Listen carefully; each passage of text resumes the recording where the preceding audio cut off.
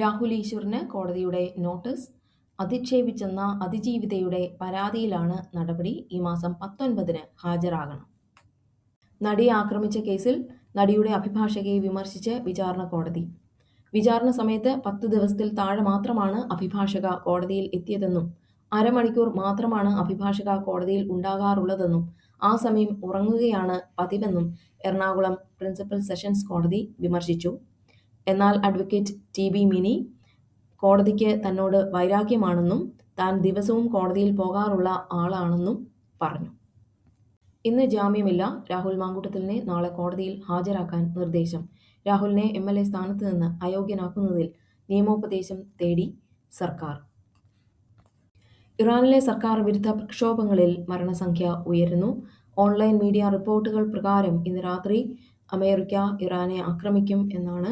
എന്നാൽ president Trump പറയുന്നത് Iran negotiate ചെയ്യാൻ ആഗ്രഹിക്കുന്നു എന്നാണ്.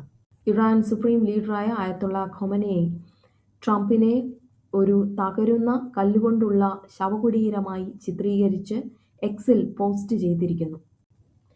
President Donald J. ട്രംപ് താൻ വെനസ്വേലയുടെ ആക്ടിംഗ് പ്രസിഡന്റ് ആണെന്ന് തന്റെ സോഷ്യൽ മീഡിയ പ്ലാറ്റ്ഫോമായ ട്രൂത്ത് സോഷ്യലിൽ പോസ്റ്റ് ചെയ്തു. മുംബൈ ഒരു മഹാരാഷ്ട്രീയൻ സിറ്റി അല്ല, പക്ഷേ ഒരു ഇന്റർനാഷണൽ സിറ്റിയാണെന്ന് മുൻ IPS ഓഫീസറും തമിഴ്നാട് BJPയുടെ വൈസ് പ്രസിഡന്റുമായ അണ്ണാമലൈ പറഞ്ഞിരുന്നു. മുംബൈയെ അടർത്തി മാറ്റാനുള്ള ശ്രമമാണ് ഇതെന്ന് K. അണ്ണാമലയുടെ പരാമർശത്തിനെതിരെ രാജ് താക്കറെ പറഞ്ഞു. കരൂർ ദുരന്തം. നടൻ വിജയിയെ CBI 5 മണിക്കൂർ ചോദ്യം ചെയ്തു. വിജയുടെ ചോദ്യം ചെയ്യൽ പൂർത്തിയായി.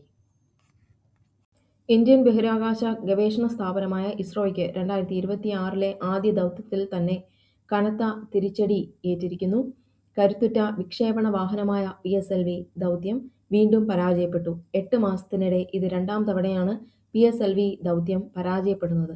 വിക്ഷേപണത്തിന്റെ 3ാം ഘട്ടം മറികടക്കാൻ റോക്കറ്റിന് കഴിഞ്ഞില്ല. ശങ്കർദാസിന്റെ അറസ്റ്റ് വൈകുന്നതിനെതിരെ ഹൈക്കോടതിയുടെ പരാമർശം ഉണ്ടായിരിക്കുന്നു. പ്രതി ചേർത്തപ്പോൾ മുതൽ ആശുപത്രിയിലാണ് ശങ്കർദാസ്. 52 ദിവസമായി ജയിലിൽ കഴിയുന്നു. അറിയാതെ ചെയ്തു പോയതാണ്. കരുണ കാണിക്കണമെന്ന് പത്മകുമാറിന്റെ അഭിഭാഷകൻ കോടതിയിൽ.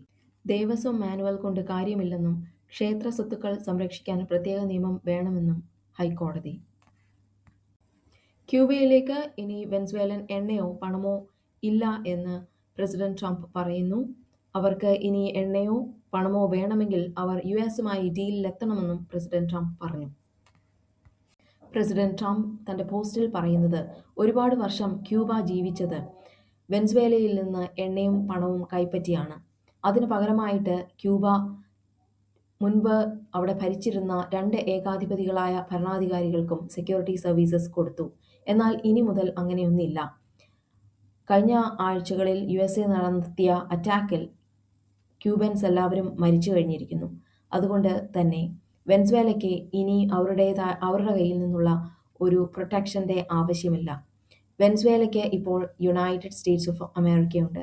ലോകത്തെ തന്നെ ഏറ്റവും പവർഫുൾ ആയിട്ടുള്ള മിലിറ്ററിയാണ് USAയുടേത്. ഞങ്ങൾ അവരെ പ്രൊട്ടക്റ്റ് ചെയ്യും.